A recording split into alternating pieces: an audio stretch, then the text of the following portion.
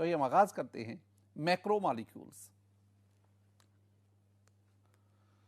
My dear student, हम ना macromolecules, इसके पहले डेफिनेशन इसको पढ़ते हैं। डेफिनेशन से पहले ना आप अगर मीनिंग्स देखेंगे ना तो मैक्रोमॉलिक्यूल, मैक्रो, ये फर्स्ट ईयर में भी हमने लफ्ज पढ़ा था macro. Macro mean large, large, giant, और एक हम लफ्ज पढ़ते हैं माइक्रो। माइक्रो का मतलब होता है स्मॉल, लेकिन मैक्रो मॉलिक्यूल्स वो मॉलिक्यूल जिनका साइज बड़ा है। यानी अगर आप इसके मीनिंग देखेंगे तो large, large in size, those molecules which are large in size, they are called macromolecules. Macro definition देखें, a giant size molecule which is often a polymer, एक बहुत बड़े साइज का मॉलिक्यूल जो कि पॉलीमर भी हो सकता है, it's called macromolecule. My dear student, हम आगे बढ़ते हैं। We have classification of macromolecule.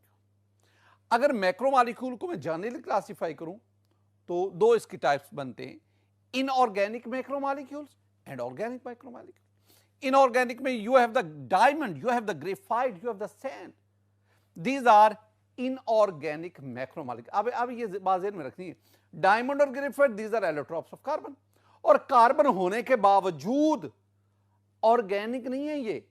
Diamond और graphite they are the inorganic.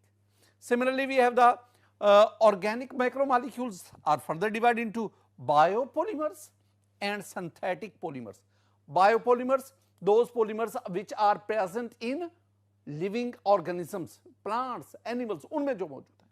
और इसमें you have the lipids, you have the protein, you have the cellulose, you have starch and nucleic acids. All these are biopolymers. All these are macromolecules present in living organisms. We have synthetic polymers, I mean man-made polymers. They are plastics, they are synthetic fibers, they are rubber. आप पढ़ते हैं PVC, polyvinyl chloride, आप polythene को पढ़ते हैं, आप polystyrene को पढ़ते हैं, आप नायलॉन 6 पढ़ते हैं, एक्रिलिक राइजन्स पढ़ते हैं। All these are synthetic polymer, all these are man-made macromolecules. My dear student, मैं यहां कुछ खास बातें आपके साथ शेयर करना चाहता हूं। देखिए जरा, पॉलीमर केमिस्ट्री जो है, इसका जो सबसे पहला काम था, पॉलीमर केमिस्ट्री का जो सबसे पहला काम था वो था कि chemical modification design to improve the physical properties of naturally occurring polymers. जो कुदरती तौर पर पॉलीमर्स पाए जाते हैं ना, इनकी फिजिकल प्रॉपर्टीज को इंप्रूव करना है, उसके लिए केमिकल मॉडिफिकेशन डिजाइन की गई। मसलन मैं आपकी पहली बात आपके साथ शेयर करता हूं स्टूडेंट, इन 1939 चार्ल्स गुडगियर, बहुत मशहूर ये नाम है, चार्ल्स गुडगियर, उसने क्या किया, उसने नेचुरल रबर की वल्कनाइजेशन से एक ऐसा रबर बनाया जिसकी इलास्टिसिटी ज्यादा है। अब याद रखना, ये जो नेचुरल रबर है ना, this natural rubber is brittle when cold and it becomes sticky when warm, लेकिन when it is vulcanized, vulcanize कैसे करते हैं, वल्कनाइजर के आप नेचुरल रबर का सल्फर से रिएक्शन करवाते हैं, आप उसको 3 डायमेंशनल फॉर्म में लाते हैं, तो वल्कनाइजेशन के बाद जो आपके पास रबर आता है, it show elasticity over a wide range of temperature. I mean, Goodyear ने नेचुरल रबर की वल्कनाइजेशन से जो रबर बनाया, उसकी फिजिकल प्रॉपर्टीज नेचुरल रबर से कहीं बेहतर थी। यह पहला काम था, यह पहला काम था जो पॉलीमर केमिस्ट्री में। बिल्कुल इसी तरह at the end of 19th century scientist ने the first synthetic fibre rayon, it was prepared from the cellulose. Cellulose से रेयॉन को प्रिपेयर किया गया, उसके लिए डिफरेंट केमिकल मॉडिफिकेशन डिजाइन की गई। Rayon, this one is the first synthetic fibre. My dear student, बिल्कुल इसी तरह इन 1910 ल्यू बेकलाइंट, he prepared first totally synthetic polymer, that is bakelite, very useful polymer। और आपने पढ़ा हुआ चैप्टर 11 में कि bakelite is formed from formaldehyde and phenol। ये बेकलाइड ये फर्स्ट टोटली सिंथेटिक पॉलीमर था और 1910 में ल्यू बेकलाइड, उसी के नाम पे ही हम इसे बेकलाइड भी कहते हैं।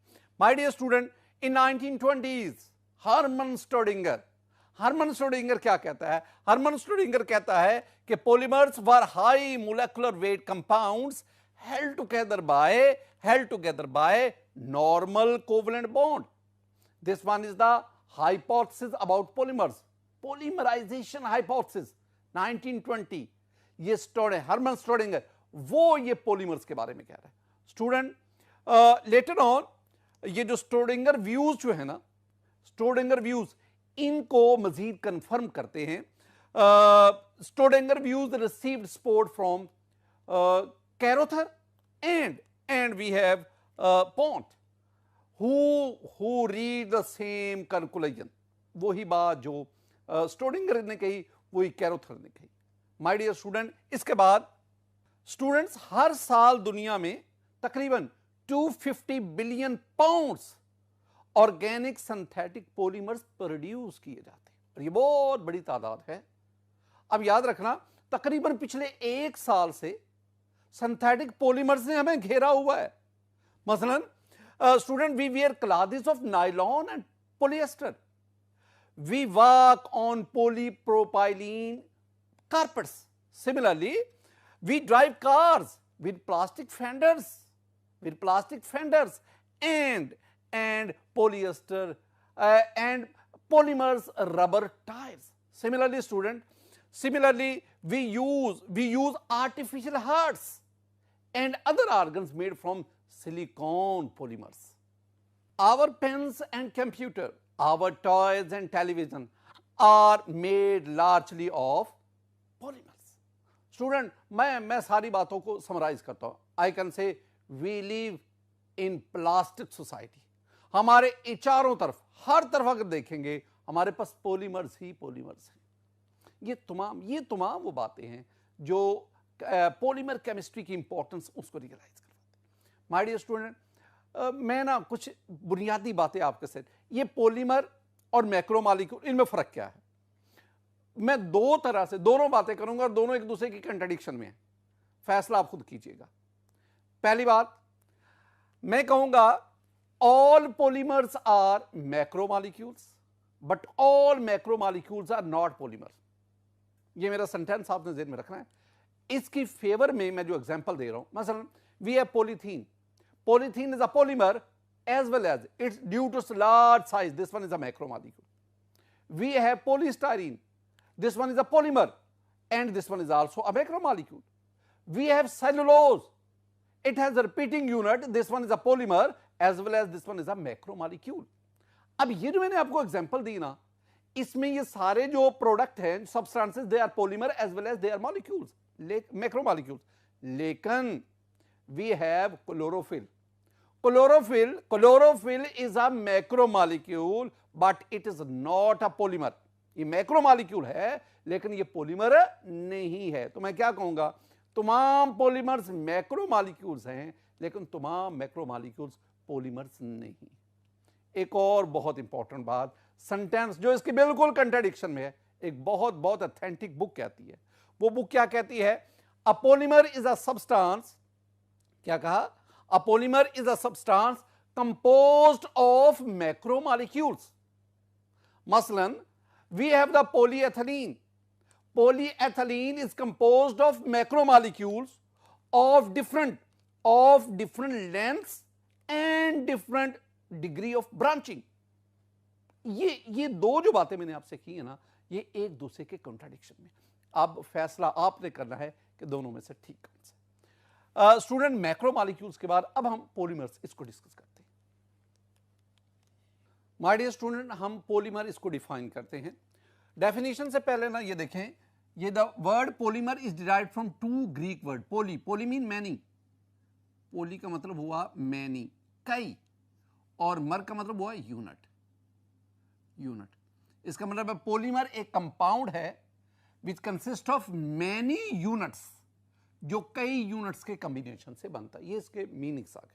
डेफिनेशन देखें, a large molecule, I mean macromolecule, a large molecule built up by repetition of small and simple chemical units.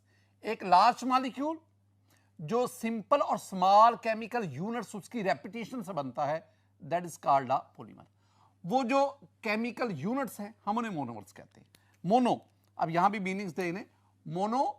Mono mean one, और ये मर मीन यूनिट। तो monomer this one is a single unit, और polymer उनकी repetition से बनने वाला large molecule. मसलन स्टूडेंट ये मेरे पास एथिलीन है। Ethylene is a monomer. इसकी पॉलीमराइजेशन हुई, वो प्रोसेस जिसमें हम मोनोमर्स को पॉलीमर में कन्वर्ट करते हैं, दैट प्रोसेस का पॉलीमराइजेशन। तो एथिलीन की पॉलीमराइजेशन से आपके पास ये एक लार्ज मॉलिक्यूल बना, एक पॉलीमर बना, दिस इज कॉल्ड पॉलीएथिलीन। बिल्कुल इसी तरह ये आपके पास स्टाइरीन है। स्टाइरीन, अब स्टाइरीन बहुत बड़ी तादाद में ले, स्टाइरीन इज अ मोनोमर। इसकी पॉलीमराइजेशन होगी, आपके पास एक पॉलीमर बनेगा, that is called polystyrene. Polystyrene एक बहुत इंपॉर्टेंट बात है स्टूडेंट, मेरे पास ना ये डिफरेंट पॉलीमर्स हैं। इन पॉलीमर्स में ना मैं एक लफ्ज दो, एक है मोनोमर क्या है, एक रिपीटिंग यूनिट क्या है। इन दोनों में थोड़ा सा फर्क होता है। देखें, ये मेरे पास डिफरेंट पॉलीमर्स हैं। अब इन पॉलीमर्स में देखेंगे ना, ये वाला जो एरिया है ना, इसके अंदर आपके पास रिपीटिंग यूनिट है। इस केस में ये है, इस पॉलीमर में ये है, इस पॉलीमर में ये है। ये रिपीटिंग यूनिट है। लेकिन ये जो पॉलीमर आपके पास बना, इसका मोनोमर ये है।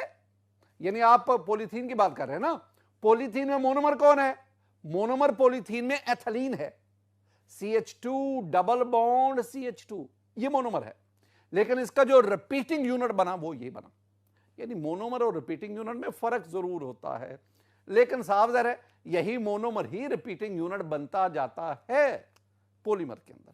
माय डियर स्टूडेंट, हम बढ़ते हैं स्ट्रक्चर ऑफ पॉलीमर्स। लेकिन इनको पढ़ाने से पहले ना मैं आपके साथ एक छोटी सी बात शेयर करना चाहता हूं। वो क्या है? That is types of polymers. Polymers की टाइप्स या classification of polymers. You can classify polymers on various basis. कई तरह से आप पॉलीमर्स को क्लासिफाई कर सकते हैं, लेकिन मैं अपनी टेक्स्ट बुक की हद तक महदूद रहूंगा। हम पॉलीमर्स को 4 तरह से क्लासिफाई करते हैं। Number 1, on the basis of structure. Structure की बेस पर you have 3 types of polymers. You have linear polymers, you have branched chain polymers, you have cross linked polymers. इसी तरह on the basis of nature of monomer, अगर monomer की nature की base पे कहेंगे, you have homopolymer, you have copolymer, you have terpolymer. On the basis of heating effect, हमारी book इसे heating effect कहती है, अदर बुक्स जो है वो नेचर ऑफ इंटरमोलिकुलर फोर्सेस के बेस पे। बहरहाल हीटिंग इफेक्ट बेस पे you have 2 types of polymer, thermoplastic polymers and thermosetting polymers. on the basis of polymerization you have 2 types of addition polymers and condensation polymers। मैंने कहा और भी कई basis हैं जिस पे आप पॉलीमर्स को क्लासिफाई कर सकते हैं। अब मैं बढ़ता हूं structure of polymers. On the basis of structure polymers are of 3 types. Structure की बेस पे 3 किस्म के पॉलीमर्स हैं। पहले लीनियर पॉलीमर, इनको पढ़ते हैं। लीनियर पॉलीमर क्या है? लीनियर पॉलीमर में in these polymer monomer units are linked to one another to form long linear chain. इसमें क्या हुआ? मोनोमर्स आपस में लिंक होते जाते हैं, आपके पास एक लॉन्ग लीनियर चेन बनती जाती है। Such kind of polymers are called linear polymers। Student, linear chains are closely packed। ये जो आपके पास linear chains बनी, ये closely packed होती है। ये बहुत इंपॉर्टेंट बात है। closely packed होने की वजह से इनके दरमियान जो attractive forces हैं वो strong होती हैं। That is why they have high densities। close packing की वजह से, linear chain की close packing की वजह से linear polymers have high densities, high tensile strength and high melting and boiling points. My dear student, you have examples of linear polymer, polyethylene या polythene जिसे हम कहते हैं, लेकिन polythene कौन सा? High density polythene. You have the nylon, you have the polyester. देख ले, this one is the high density polythene, this one is nylon, this one is polyesters. ये polyester आगे कई किस्म के हैं. ये जो है ना, these are linear polymers. इनका मेल्टिंग बॉइलिंग पॉइंट ज्यादा है, इनकी डेंसिटी ज्यादा है, इनकी टेंसाइल स्ट्रेंथ हाई है. दूसरी बात आपके पास you have branched chain polymers. In branch chain polymers monomer units are linked to form long chain. Monomer unit link हुए लॉन्ग चेन बनी with some branches of different lengths. ये देखें, ये आपके पास मोनोमर्स लिंक हुए, आपके पास लॉन्ग चेन्स बनी. अब इस लॉन्ग चेन्स में there are different branches of various lengths. These are branch chain polymers. अब इसमें एक खास बात है, और वो क्या? Due to branching these polymers are not closely packed. जो लीनियर पॉलीमर थे वो क्लोजली पैक्ड थे. अब ब्रांचिंग की वजह से they are not closely packed. अगर क्लोजली पैक्ड नहीं होंगे तो फिर इनमें इंटरमोलिकुलर फोर्सेस वीक होंगी, पैकिंग लूज पैकिंग होगी, जिसकी वजह से they have low densities, low tensile strength as well as low melting and boiling point. उसके बिल्कुल उलट आ गया. इसका मतलब है ये जो क्लोज पैकिंग है ये भी फिजिकल प्रॉपर्टीज को बहुत ज्यादा अफेक्ट कर रही है. My dear student, branch chain polymers में यू हैव द पॉलीथीन. ऊपर भी पॉलीथीन था, but that is high density polythene. In this case you have low density polythene. You have the starch, you have glycogen. These are branch chain. देखें, this one is low density polymer, polythene. This one is starch, polysaccharide. Carbohydrate पे हम तीन पढ़ेंगे, monosaccharide, oligosaccharide, polysaccharide. और जो polysaccharide है उसमें starch है. पॉलीसैकेराइड में you have another example, that is glycogen. Both starch and glycogens, they are branched polymers. Student, you have the third one is cross-linked or interconnected polymers. Cross-linked or interconnected polymers. Monomer unit, yani in these polymers, monomer units are linked together to form three-dimensional network. My dear student, ये आप इनका structure देख सकते हैं. These are cross-linked या interconnected polymers. Example में एक property देखिए, they are hard, rigid and brittle. Hard, rigid and brittle. Example पे आ जाए, bakelite, urea formaldehyde, glyptal and many mores. देखें, this one is bakelite. Bakelite first totally synthetic polymer. Bakelite very useful polymer. This one is urea formaldehyde. हमने वो formaldehyde के users में इसका जिक्र किया था, urea formaldehyde. This one is glyptal, ये पॉलीएस्टर है. माय डियर स्टूडेंट, एक टर्म हम नेक्स्ट पढ़ने जा रहे हैं, that is degree of polymerisation. हम इसको डीपी से जाहिर करते हैं, डिग्री ऑफ पॉलीमराइजेशन, डीपी. इसमें देखेंगे the number of repeating units which determine the length of polymer chain. Polymer chain में कितने रिपीटिंग यूनिट हैं, उन रिपीटिंग यूनिट की तादाद डीपी कहलाती है. Number of repeating unit which determine the length of polymer chain, that is called the DP. अब आप ना डीपी कैसे मालूम करते हैं, और फिर एक और बात, आप डीपी की मदद से मोलेकुलर मास ऑफ पॉलीमर कैसे निकालते हैं. Molecular mass of polymer with the help of DP, degree of polymerisation से आप मोलेकुलर मास कैसे मालूम करते हैं. माय डियर स्टूडेंट, किसी भी पॉलीमर का अगर आपने मोलेकुलर मास लेना है ना, तो दो चीजें चाहिए. हमें उस पॉलीमर में जो रिपीटिंग यूनिट है उसका मोलेकुलर मास चाहिए, हमें डीपी चाहिए, डिग्री ऑफ पॉलीमर. हमें पता होना चाहिए कि उस पॉलीमर में नंबर ऑफ रिपीटिंग यूनिट कितनी. मसलन एक एग्जांपल है, मेरे पास ना ये विनाइल क्लोराइड है, CH2 double bond CHCl. This one is vinyl chloride. इसकी पॉलीमराइजेशन करवाएं तो आपके पास ये पॉलीमर बना. This polymer is called PVC, polyvinyl chloride. My dear student, हमें ना जो PVC दिया गया, उस PVC में जो एक पॉलीमर है उसकी डीपी हमें कही गई कि 1000 है, 1000 है. अब डीपी का तो हमें पता चल गया 1000 है, लेकिन अगर आपने उस पीवीसी उसका मोलेकुलर मास लेना है तो डीपी के साथ साथ हमें उसके रिपीटिंग यूनिट का मोलेकुलर मास का पता होगा। ये देखिए, this one is the repeating unit, ये इतना, ये है आपके पास रिपीटिंग यूनिट। इसमें कार्बन कितने हैं? 2, 12 मल्टीप्लाई बाय 2 24। इसमें हाइड्रोजन देख लें, 2 और 1 3, 1 मल्टीप्लाई बाय 3, ये 3 आ गया।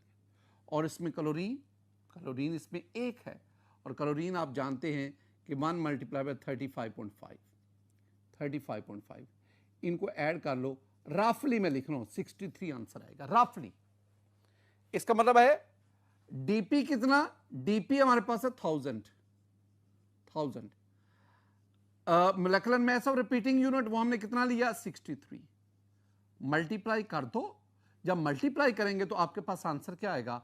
आपके पास आंसर आएगा 63,000। कितना answer? 63,000। My dear student, this 63,000, this one is the molecular mass of PVC. क्या? Molecular mass mm of PVC कितना आ गया? 63। एक तो ये बात से इनमें उठाओ ना, एक और भी चीज है। ये तो मैंने कहा ना कि अगर आपको डीपी का पता हो, आप उस डीपी से मोलेकुलर मास कर। और दूसरी एक और बात, अगर मैं आपसे कहूं कि जनाब आपको ये पॉलीमर दिया गया है, पॉलीमर का मैं आपको मोलेकुलर मास भी बता देता हूं, उसके रिपीटिंग यूनिट का मास भी बता देता हूं, बताएं डीपी क्या होगी? तो वेरी सिंपल स्टूडेंट, आप क्या करेंगे? आप कहेंगे कि DP that is equal to molecular mass of polymer divided by mass of repeating unit. तो आप डिवाइड करेंगे तो आपके पास डीपी आ जाएगा। माय डियर स्टूडेंट, आज के इस लेक्चर में मैंने चैप्टर 14 उसका आगाज किया, मैक्रोमॉलिक्यूल चैप्टर का नाम। आज के इस लेक्चर में हमने पॉलीमर, स्ट्रक्चर ऑफ पॉलीमर और फिर डीपी, इसको स्टडी किया। मेरी दुआ है कि अल्लाह ताला आप पर अपना फजल फरमाए, अल्लाह ताला आप पर अपना करम फरमाए।